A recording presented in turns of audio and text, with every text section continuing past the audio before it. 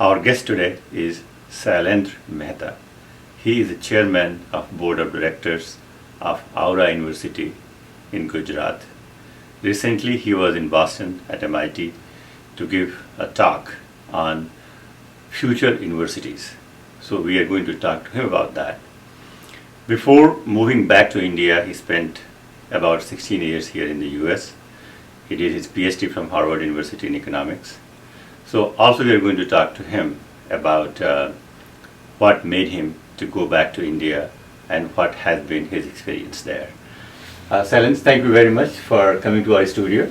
It's a pleasure to be here. And you are welcome, and nice to spend some time with you. Thank you. So let us start right away with you were here in for 16 years. 20 years, more than 20 years. More than 20 years, okay. Yes. And then you did your PhD at Harvard, and Right. you were at Purdue University. That is correct.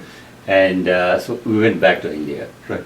So before we get into the future universities, give us a little bit anecdote. What made you go back to India? See, I was very clear. I was one of the few Indians who was very clear that my journey to the United States was to accomplish something. That it was not a permanent destination for me. In fact, it's interesting that when I met my wife, I told her that, look, if you're looking for somebody who will remain in the United States for the rest of his life, I'm the wrong person. Mm-hmm. So she looked at me and she said, if you were going to live in the United States for the rest of your life, then I'm the wrong person for you as well. Mm-hmm. So we were very clear. Mm-hmm. I think even before I came to the US, I was very clear that I had a mission to accomplish. I knew that the best universities in the world are in the US. I knew that I had a lot to learn about the professionalism and really the cutting edge, the state-of-the-art ways in which things are done here in the United States. So I came on a mission, as it were. Mm-hmm. The only interesting thing was that while at Purdue, when I was teaching there, we decided to commercialize our research and create a startup. And I thought that that startup would take 3 to 5 years. As it happened, it took 8 years. So we returned to India in 2006-07. For a year I was commuting back and forth. But I returned to set up the collaboration between Duke University's corporate education arm and the Indian Institute of Management, Ahmedabad. So I ran it for several years. Then I became, then I taught at IIM Ahmedabad. And then became Vice Chancellor of Ahmedabad University, and now I've taken over as the Chairman of the Board of Management of Auro University. Now, the Auro University is a new university, right? It's a relatively new university. And what is unique about this university? Like, So- if you can tell us about that. So Auro basically comes from the Aurobindo tradition. Mhm. So it is very close to his ideals of what a university should be about. And that is kind of interesting because his belief was that the individual should be dealt with as a unit. Mm-hmm. So the word that he used a lot was integral. Mm-hmm.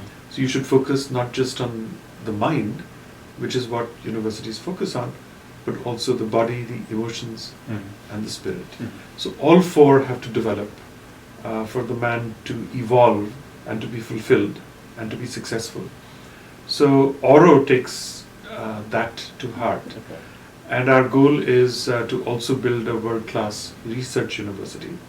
So something which is world-class in terms of research and teaching and all the academic functions, but at the same time is grounded in the Indian traditions.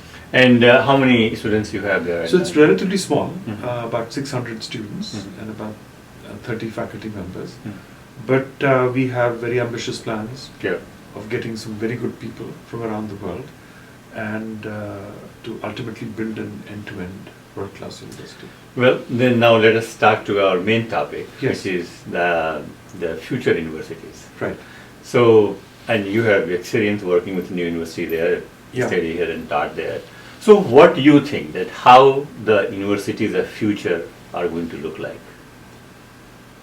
See, let me start with a key aspect of what is still lacking in the university system Okay. around the world, Okay. not just in India, but around the world. And certainly in the United States, which sets the standards for universities worldwide. So recently, some years ago, Harvard Business School had its centenary celebrations. So they asked themselves, what is it that the business school of the future will look like? So the key thing that Professor Shrikant Datar and many others, that they talked about was that universities, and in fact Harvard Business School was very good at the knowing part. It was getting much better at the doing part. But the being part was something that was still lacking. So, explain a little bit about being part. Yes, so the being part is really about who you are, what makes you fulfilled. There's a very prominent professor at Harvard Business School, Clayton Christensen. So he says, what will be the impact of your life? I mean, what is it that your life is going to be about? So unless you can answer that question, what is the purpose of my life? Why am I here? What is it? How am I going to be able to contribute? How will I be fulfilled? What is the ethical dimension of life? What is the spiritual dimension of life? All of these basically have to come in to create the proper holistic human individual. So taking up those ideas, not just for business schools, but it's going to be extremely important to make sure that the mission of the university reflects that. Now, talking about the university of the future, so what most people don't realize is that the history of the university is 2,600 years old. And that's documented, right? That is documented. Okay. Now, and you mean like in the modern context, like, different classes and buildings and structures and routine like universities. right, It is 26 years ago. 2,600 years. But you see, the university has evolved very Sure, dramatically. sure, okay. So obviously you would not find the kind of very huge structures or very dramatically. So let me just give an idea, for example. So if you go back to 2,600 years ago, Right. so what will be in your image, the university at that time, how it will look like? Well, actually, it was quite different from what it is right now. Because 2,600 years ago, there was only one university, and that was Takshila. As it happens, I do a lot of work in Pakistan. I do a lot of work with the CEOs there. And I spent a day at Takshila. I'm one of the few Indians who's actually gone there. What is interesting is that Takshila is at the intersection of three major ancient trade routes. One which connected, by the way, Takshila is a suburb of Islamabad, just as Gurgaon is to Delhi. Sure. So it's 30 minutes west of Islamabad. And it's on what is now called the Grand Trunk Road. Now the Grand Trunk Road, most people think that it was built by Sher Shah Suri. Actually it was not. Sher Shah Suri only repaired it. It was built by Chandragupta Maurya. And in fact, parts of it existed probably even before him. Chandragupta Maurya was in the 3rd century BC. But Takshila existed in the 6th century BC. Now what is interesting about Takshila is that three major global roads connect. So the Grand Trunk Road, which used to be called the Uttarapath or the Royal Road, connected Takshila to Lahore, Amritsar, Delhi, Meerut, Allahabad, Varanasi, Patliputra or Patna, what is now Calcutta. Calcutta didn't exist. All the way down to Hooghly or Tamralipt as it was called. Then down to Orissa, Gopalpur. And then from Takshila it would go to Peshawar. Then one branch went to Herat in Afghanistan. The other branch came to Kandahar. Then they met again later. Then the Persian Royal Road began. So that connected it to Persepolis, Susa. That then went to Mosul, Baghdad, what is now Ankara, and the Greek coast of Sardis. And then from Takshila Up north, you had Samarkand, Bukhara, Mm-hmm. Dunhuang, and Xi'an, the old capital of China. Mm-hmm. So what is interesting is that Takshila is where all of these roads came together. Mm-hmm. So it was the global meeting point. And what I showed at my talk at MIT yesterday is that this was the global information superhighway Mm-hmm. of 2,500 years ago, or Mhm. 2,000 years ago, or even 1,500 years ago. Yeah, sure. So for 1,000 years, this was the global super Mm-hmm. highway, the information superhighway. So what did Takshila look like? So what is interesting is that Takshila was not one integrated university.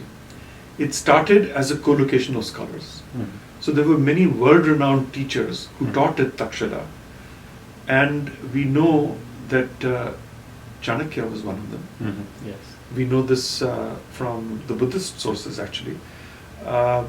So he was one of the major professors who taught at Takshila, but there were many others who were equally eminent. It is said that perhaps Panini was also associated with Takshila, Mhm. the linguist, because Takshila is mentioned in his Ashtadhyayi. Mm-hmm. It is also conjectured that Charak, Mm-hmm. the Ayurvedic guy, who wrote Sure. Charak Samhita, the Chinese sources indicate that he was the court physician of Kanishka, Mm-hmm. and that he was also associated with Takshila. So you had some of the finest scholars, Other time. not just of the time, of all times, Yeah, sure. who were associated there. Then what is interesting is that Alexander, when he tries to invade India, remember he fails. Mhm. He basically just barely wins one battle. Mm-hmm. And then there are these other kings who are waiting to fight him. So he gives up and he goes back. So he also spends some time in Takshila Mm-hmm. because he wants to meet the Indian philosophers. Mm-hmm. So we know this from the Greek sources Sure. because there is no mention of Alexander in any Greek source, any Indian source. Mhm. I'm sorry. Mm-hmm. But the Greek sources tell us that he spent time in Takshila to meet the Indian philosophers or the gymnosophists, Mhm. some of whom may have been very prominent teachers at Takshila. Mm-hmm. So Takshila in the 6th century BC was like the universities were in Europe in the 11th century, which is when they started in Europe. So when they started in Europe, there was no one overarching university, like we have universities today, that there is one centralized structure which conducts exams, conducts classes, gives degrees. So all these universities, even in Europe, when they started much later, remember this is now 1500 years later in Europe when they start. But they start exactly the same way that Takshila started, which is several scholars get together and teach students. So that's what Takshila was like. But the interesting thing is that all disciplines that were known at that time, including law, including theology, including humanities and liberal arts, and including medicine, they were taught. Now what is interesting is that Takshila had one of the most renowned medical schools at that time. Mm-hmm. We know this from two major sources. One is the Buddhist sources. So one of the most famous doctors at that time, and he's perhaps older than even Charak Mm-hmm. by 500 years, was Jivak, or Jivaka as he's called in Sanskrit. He was the physician of the Buddha. So he was educated, his education at Takshila in medicine lasted 7 years. Mm-hmm. And he then found fame all over India. He was actually conducting surgery on the head. There are records in the Buddhist texts that he was conducting surgeries of all kinds. There was another surgery that he did where he opened a person's abdomen whose intestines had become all twisted, Mm-hmm. and that person could barely move or Mhm. eat or do anything. So he basically conducts surgery on the intestine, rearranges the intestine, and then sews the individual back. Mm-hmm. So we are not talking about 6th century BC. Mhm. All this is well recorded. Mm-hmm. We also know this from the Chinese sources because the Chinese also spent some time in Takshila and recorded that. And in the Chinese sources, what is interesting is that eye surgery is mentioned. In fact, there is a Chinese poet from the 7th century AD, if I'm not mistaken, who writes a poem about how China gave him birth, but India gave him rebirth Mhm. because they cured him of cataract. Because the Indian monks who came to China brought with them the technique of cataract surgery and cured him of blindness, that he was essentially becoming blind, Mhm. and they gave him, as it were, a second life. So, this medical school at Takshala became extremely famous. Yeah. And that's why I would say that that India was not just, and I had in my paper the statistics to show it. Professor Angus Maddison, Mhm. about in the year 2001, compiled the long-range population and GDP statistics Mhm. for countries over a 2,000-year period. Would you believe that in the year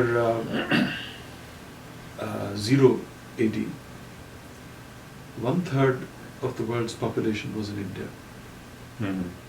and 1/3 of the world's GDP. Mhm. So you can see why the whole world wanted to come to India. Now, it was 2600 Yes. years that we started. Yeah. Now, let's move to the Middle Ages, like Yes. say about, 1000 years ago. Yes. How that evolved? Did India remain focused on Takshila or other institutions came up? No, this is the fascinating part, is that it was not just Takshila. Mm. And by the way, Takshila, unfortunately, was destroyed in 450 AD by the White Huns, Mhm. who came from Central Asia. Mhm. So they were barbarians, very good at rapid movement, Mhm. who came and destroyed Takshila. So 6 more universities were set up further east. Mhm.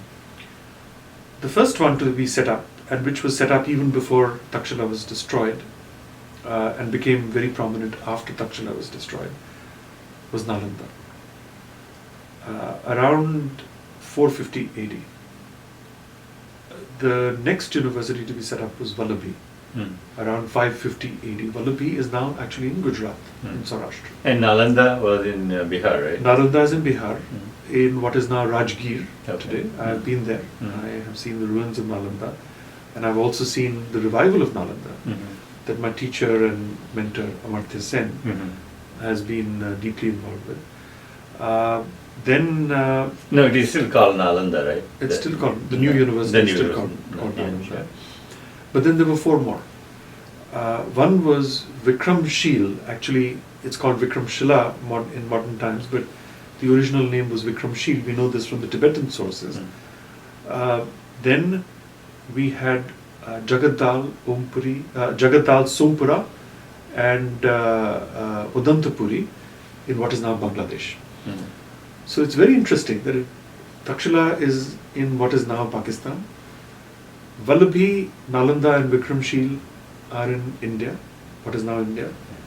And Udantapuri, Jagadal and Sompura are in what is now Bangladesh. Mhm. So these were the 7 major centers.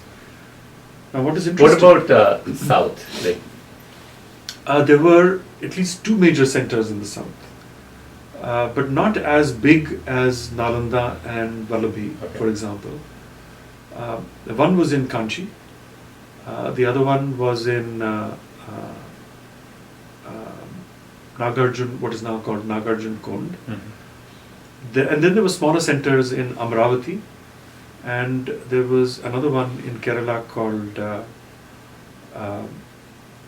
Kantalur Shalai, Mhm. which again was a fairly prominent institution. But most of the major ones were in the north and in the west. And the reason for that is interesting, especially if you look at Nalanda, Vikramshil, Udantapuri, Jagadal, Sompura. They're on the very close to the Royal Road. Mhm. So the trade routes become very important Sure. for these universities. Mhm. So you talked about, say, 1,000 years ago. There were 6 of, well, Vallabhi was destroyed by, I think, the 9th century. But the other 5 continued to be in operation till 1197, when all 5 were destroyed in one 3-month period or something like that. And how that happened, like that? So essentially, India had become defenseless at that point. So 200 horsemen, and I think we know this both from the Persian sources and also from the Tibetan sources, that 200 horsemen came from the side of Delhi, from the Delhi Sultanate, and destroyed Nalanda, just 200 horsemen, because there was nobody left to defend it.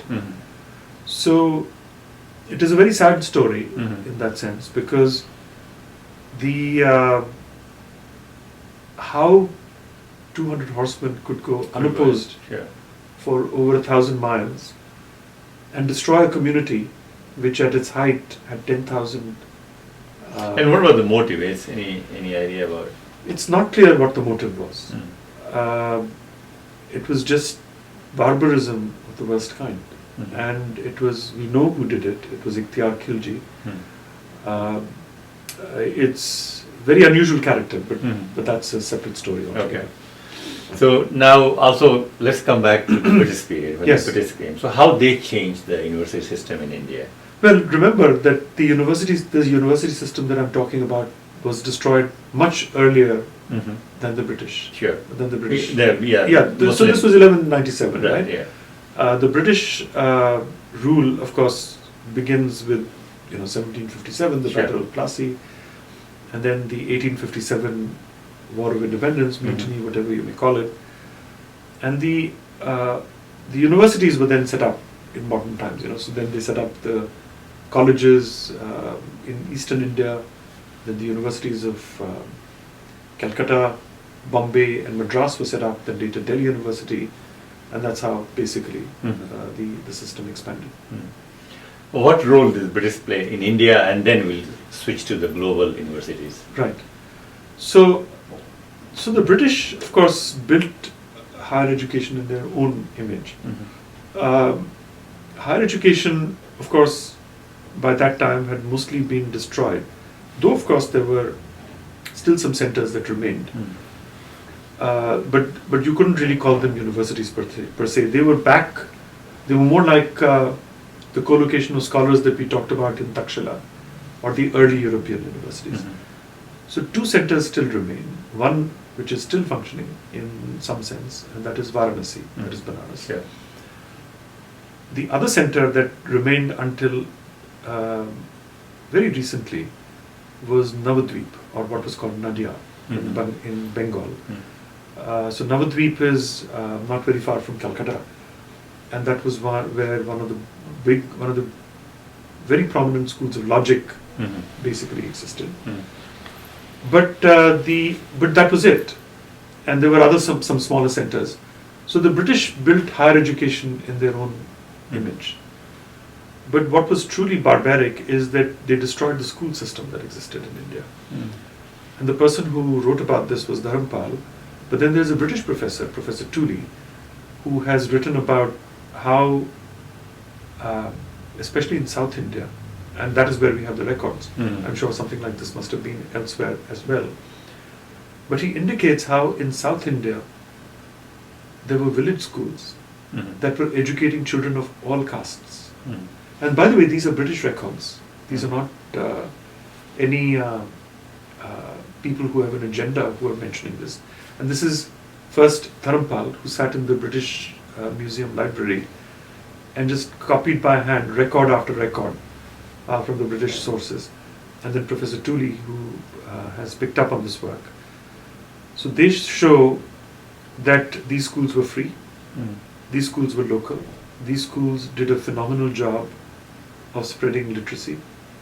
And the irony is that even Britain did not have as good a reach as these schools had. And in fact, the irony is that Scotland then borrows some of the techniques, and in fact they call it the Indian technique of teaching.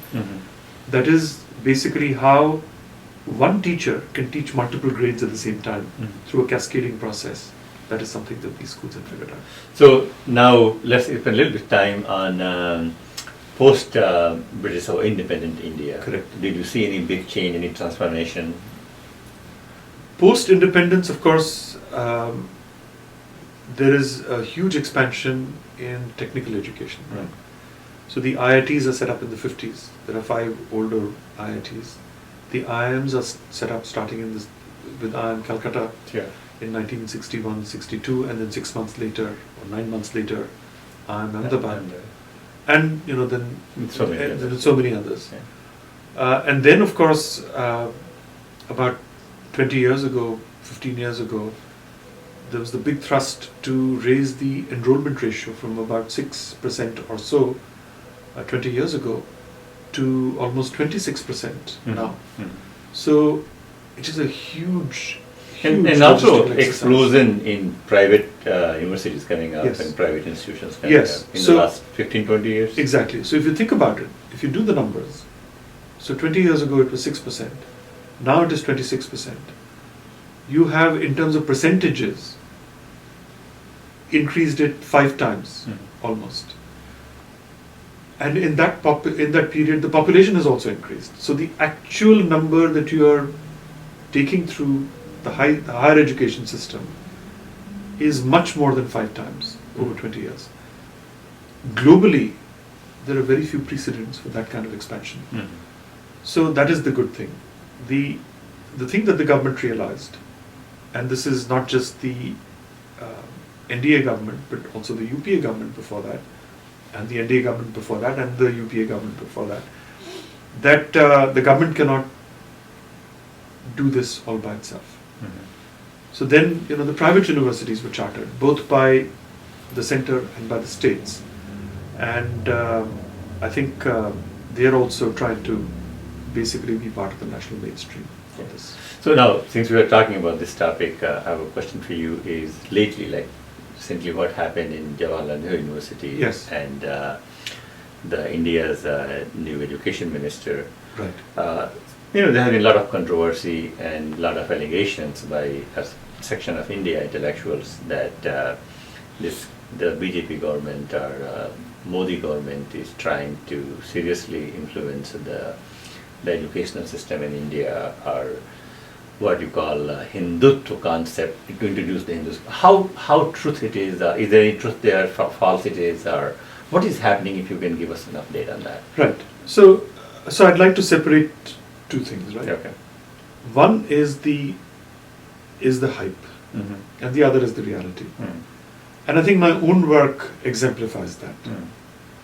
I think if you look at our history, there's so much of glory there, based on facts, not on hype. So I'm not going to claim that there were aeroplanes in the Vedas. Sure. I'm not going to claim that we colonized Mars. I'm not going to claim that there was genetic engineering, in our medical texts. There is no evidence for it. I will go only so far as the evidence. But the evidence is stunning. Everything that I have shared with you so far is based on primary texts. That either there is a textual reference in Sanskrit, Pali, Prakrit, Chinese, Greek, or Tibetan, or there is epigraphic evidence, which means there are stone inscriptions, or there is archaeological evidence. And that is pretty stunning. I think if you think about it, that there was very evolved surgery, in particular eye surgery. In fact, I cite a paper in my work about a Polish eye doctor, a Polish surgeon, who went and, in a leading journal in the West on ophthalmology, went and had the Sushruta Samhita retranslated by an Italian Indologist, compared it to 2 existing translations, because he wanted to be absolutely sure. He was looking for not 1 but 3 translations, and showed that some of the techniques that were described by Sushruta and some of the others who were working in this area were extremely modern, that modern science had not figured it out until much, much later.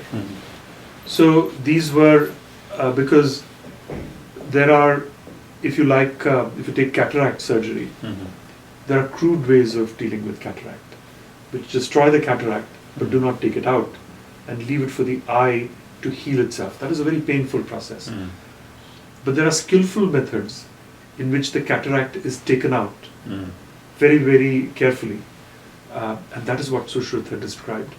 And he was surprised to find such an accurate description of a very clean technique, of a very clean surgical technique. So he had a paper a few years ago talking about that. So that is the kind of evidence that I talk about. Then I recently gave a talk at UNESCO headquarters in Paris, actually a week ago. This was a conference on zero. This was honoring Aryabhata, who was one of the first people to talk about the notion of zero and to use it in a mathematical context. So there, I based everything on textual sources, and I had a talk on negative numbers, 0 and infinity. So it was not that zero was invented in India, of course it was, but the concept of infinity in a mathematical sense was also invented in India. And if that is not enough, the concept of negative numbers, most people don't know this, but negative numbers were also invented in India and in Kautilya's Arthashastra, in the context of assets and liabilities. Talking about the numbers, I think the new Hollywood movie about Ramanujan is going to come out, yes. Yes, my fellow speaker at this conference in Paris was Professor Manjul Bhargava from Princeton University, and he was the consultant.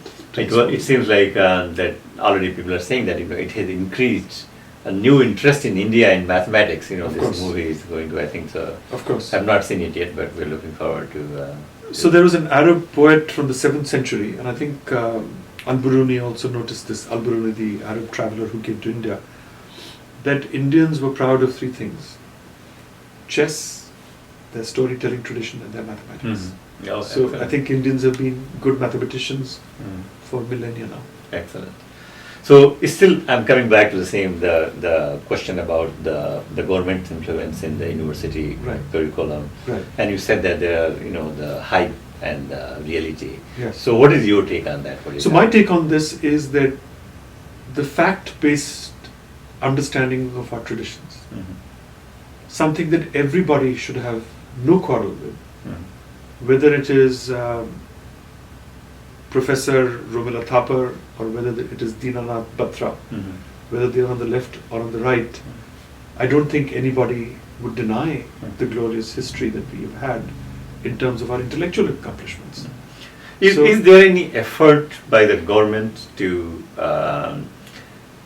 change some sort of concept or syllabus to bring more Hindu element into this? I would not call it the Hindu element. Okay. In fact, I would not call it the Hindu element at all. Of course, there is a lot of I would call it the Indian element. Okay. Now, let me share a perspective from, again, this Paris conference that we were at. No textbook in India will tell you, I mean, they mention that the zero was invented in India, but no textbook will tell you that the concept of the infinity was also invented in India. And the concept of negative numbers was also invented in India. In fact, very few people have heard of Bhaskaracharya's Leelavati. Now that is a text that even today can be used to teach algebra. In fact, Professor Manjul Bhargava of Princeton, somebody who was born and raised in the United States because he spent his summers with his grandfather in India, he essentially used texts like Bhaskaracharya's Leelavati and Aryabhata and others to actually learn Sanskrit and mathematics at the same time. And my former colleague at Purdue University, Professor Sri Rama Byankar, who passed away a couple of years ago, learned Sanskrit and mathematics from the same medieval text, Bhaskaracharya's Leelavati. Now, you'll find it interesting that Leelavati is a dialogue. It's written by Bhaskaracharya, who was one of Bhaskara II. There were 2 Bhaskaracharyas from the 12th century late 11th and 12th century. He writes this textbook for his daughter Leelavati. Can you imagine? And more importantly, he gives rules for how zero should be used. So there are 2 sutras where he says 0 multiplied by any element is 0. 0 added to anything doesn't change anything. Infinity multiplied by and he knows similarly he has rules for infinity. And very clear understanding of all of these things. Now that is a fact. And why should we not teach that? Yeah. And Professor Bhargava talked about many discoveries like that. The so-called Fibonacci theorem was discovered by Hemchandra Acharya at least 100 years prior to that. And the proof that he has is more elegant than anything that has been used in the West so far. And I myself in my talk emphasized, and I had the original Sanskrit quotations. That PowerPoint is also, I think, on the UNESCO website now. So I had many Sanskrit quotations in the original Sanskrit with the English translation of deep mathematics, basically, that was happening. So what I would like to say is that we should focus on those facts. Furthermore, there are equally glorious things that can and should be emphasized, and indeed were part of our tradition from the Buddhist tradition. And some of the most interesting treatments of infinity are in the Jain tradition. So, to call it a glorification of the Hindu tradition, I think is not accurate. It is a glorification of the Indian tradition. And what is even equally interesting is that I remember I mentioned this center Nadia, or what was called earlier Navadvip, which had the finest school of logicians perhaps anywhere in the world. For the last several hundred years, even though most of these were Hindus, the patrons were the Muslim Nawabs and kings of Bengal. So I think all of these are glorious chapters in the history of India. And I would like to emphasize all of them. And I think this is a way in which we can all come together and agree on things. So I think you provided a wonderful historical university evolution in India. Now let's briefly talk about globally. Yes. That how the evolution of universities took place in other countries in Europe, Right. and especially in the United States. Yes. So it's fascinating, right? So at the talk at MIT yesterday, and by the way, the slides and the video of that should be available very soon sure. on the MIT website. Sure. And I'd be happy to send you the link. Sure. Now, it is said that the first university in Europe was Bologna in 1088. When I say it is said, we know that it was the first university, but 1088 is an arbitrary date. I think Professor Rieg, in his History of the European University, points out that the date of 1088 was chosen arbitrarily in 1888, when they did the 700-year or 800-year celebration of the incipient unification of Italy.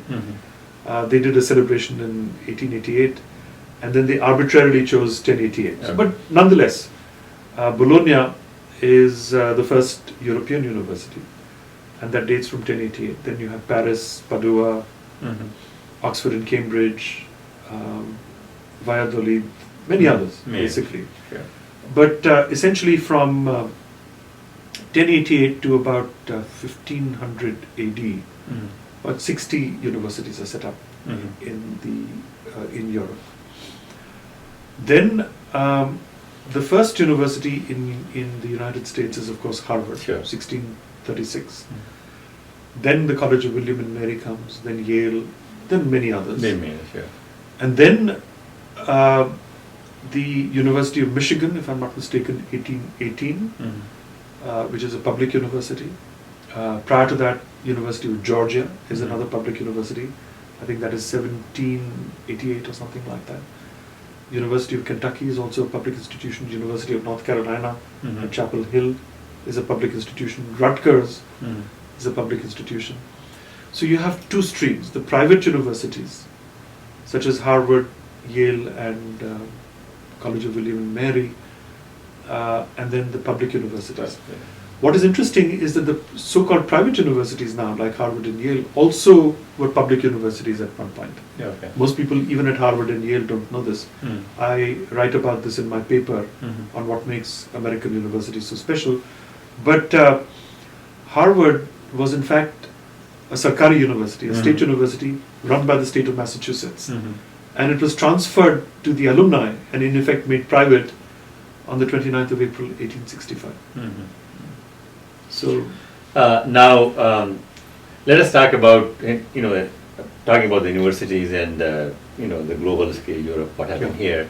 But now, let's talk about in terms of the curriculum, the study, the future, right. and how the digital technology is changing or has changed the higher learning worldwide. Right. So, first of all, I think the digital technologies are not as revolutionary as you might think they are, Okay. in one way, and they are in another way. I'll come to that.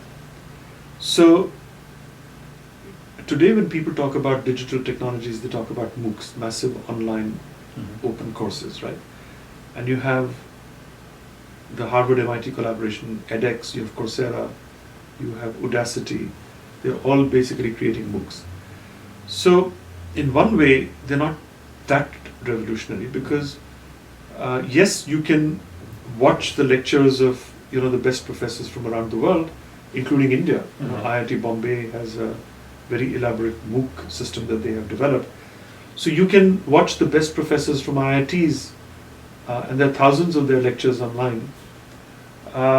But that is not as revolutionary a step because remember, their textbooks were available even earlier. Mhm. So, for example, when I was at Delhi University, I studied economics from Samuelson's economics textbook, Mhm. the same text that was used at MIT. But that didn't give me an MIT education Mm. because the textbook is only a small part of what makes an education. So, similarly, an electronic lecture is only a very small part of what the broader education is all about. And we've had correspondence courses Mhm. for over Sure. 100 years. We've had radio lectures Mhm. for over 100 years. We've had television lectures for over 50 years. So MOOCs are in some sense just the evolution Mhm. of the book, the radio, the TV. The reason why MOOCs are interesting and they may yet transform higher education, and that was also what I touched upon last night at MIT, is because they make for collaboration. Mhm. They make possible collaboration. And so only basically through better collaboration and better ways of connecting individuals will they have an impact. So the other revolution that is happening as we speak, especially in engineering, which because of the way in which it links up with the product development ecosystem, Mhm. is one of the most interesting areas to watch. The way in which engineering is being transformed worldwide as we speak is through the infusion of design. And so again at MIT, I was part of some conversations about how engineering education is being transformed. And as you know, MIT and indeed all the major engineering schools in the United States require you to take a lot of humanities courses. Mhm. For example, at MIT, you have to take 8 full courses in humanities and social sciences. And the would-be engineers, grumble and complain, why Yeah. do we need to take these courses? Yeah. Why do you need to have us do poetry, for example? So I think this argument is now going away because everybody understands the importance of design. Mhm. That if you're just doing engineering, then that is a commodity, right? Especially with 3D printing and everything. Sure. Anybody can do it. India can do it, China can do it, Brazil can do it, anybody can do it. But if you're going to add real value, you have to add design to it. Mhm. Now, design is not just technology, but it's also management and economics, because it should be feasible, and then it also has to be desirable and beautiful. That is basically the humanities. So if you're going to take, and this is the framework that Professor Kelly and Professors Kelly, both brothers at the Stanford Design School developed. So they have a 3-box framework. They say that good design should involve viability, that is technology, feasibility, that is management and economics, and desirability, and that is humanities. Yeah. So the whole humanities curriculum in engineering is now coming in through design. Excellent. And a lot of design is just an appreciation of the humanities. What is form? What is beauty? What is aesthetics? What is structure? What is art? What is beauty in terms of poetry? All of these are reflected. I mean, I argue in another set of lectures that I gave in India to some of the largest groups of designers and architects. I said, look, the one person who has most democratized design is Steve Jobs. Over 1 billion people have or have used some Apple product at some point in their life. Absolutely. And what distinguishes an Apple product is design. That is the reason why they are the most profitable company on earth. Sure. That is the reason why they're the most valuable company on earth. That is why they're able to charge margins that give them more than 100% of the profits of the entire cellular industry. I mean, the cell phone industry. Sure. Most of the other cell phone companies are making losses. They are the only ones they're one of the few ones who are making profits. So now, coming towards the end, last question for you is, tell us about the future universities, how the future university is going to look like or feel like.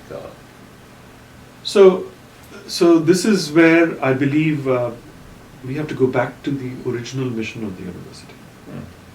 So when the universities were set up in India, they were not just domains where people could come and be educated. See, let's not forget that in the Gurukul system and then in the university system later on, it was very important to take the child away from the home and place him and later her in an environment which was transformative.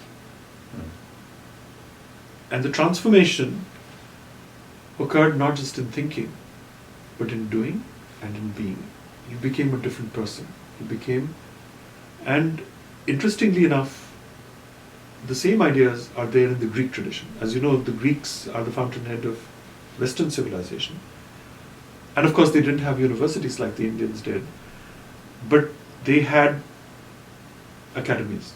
But the academies also had a similar purpose. Sure. They were academies of transformation. They were not just there to teach you logic or to teach you philosophy or to teach you any number of other things. They were there primarily to transform your being.